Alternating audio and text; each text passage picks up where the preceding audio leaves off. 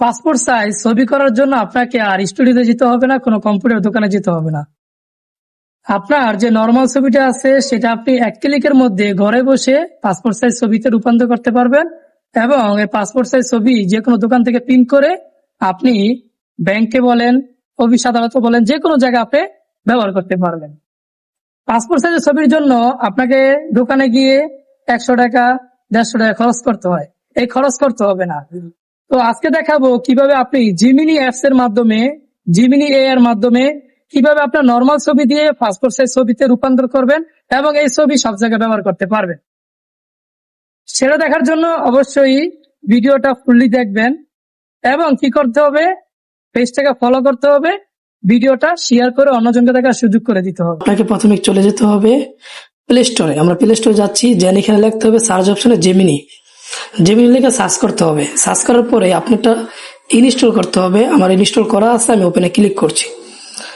Click করার পরে আপনি গুগল দিয়ে এটাকে আপনার যে জিমেলটা আছে জিমেলটা দিয়ে এটা লগ ইন করে নেবেন।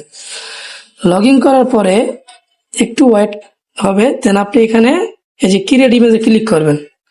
ক্রিয়েট ইমেজে ক্লিক করার পরে এখান থেকে প্লাস আইকনে ক্লিক করে গ্যালারি থেকে আপনি যে ছবিটাকে পাসপোর্ট সাইজ করতে চাচ্ছেন সেই ছবিটা এখানে দিয়ে দিবেন। দিয়ে দেওয়ার পরে এই যে ফর্মটা আমি কপি করে আনছি, এই ফর্মটা আপনি এখানে লিখে দিবেন। এই ফর্মটা আপনারা কোন জায়গায় পাবেন কমেন্ট বক্সে আমি দিয়ে দিব আপনাদেরকে। এই ফর্মটা দিবেন, একটু লোডিং নিবে। লোডিং নেওয়ার পরে এই যে আইকনে ক্লিক করবেন। ক্লিক করার পরে দেখবেন একটু লোডিং নিচ্ছে, তারা এটা তৈরি করছে। এটা 300 রেজুলেশনে তারা তৈরি করে দিবে। আপনি যে কোনো দোকান থেকে এটা প্রিন্ট করে আপনি সব জায়গায় ব্যবহার করতে পারবেন। যে ফর্মটা আছে সেটা আমি কমেন্ট বক্সে বা ইউটিউবে থেকে যারা দেখতে পাচ্ছেন তারা ডেসক্রিপশনে পাবেন। দেখতে পাচ্ছেন কি সুন্দর করে সেই ছবিটা আমাকে তৈরি করে দিয়েছে। এখন এই ছবিটা কিভাবে ডাউনলোড করবেন? ডাউনলোড করার জন্য ছবির উপরে ক্লিক করবেন। ক্লিক করার পরে নিচে দেখতে পারবেন সেভ অপশন, এই সেভে ক্লিক করে আপনি এটা ডাউনলোড করে নেবেন। এটা সেভে ক্লিক করার পরে এটা আপনার গ্যালারিতে চলে যাবে।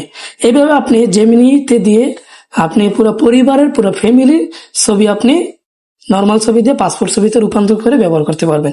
ধন্যবাদ সবাইকে।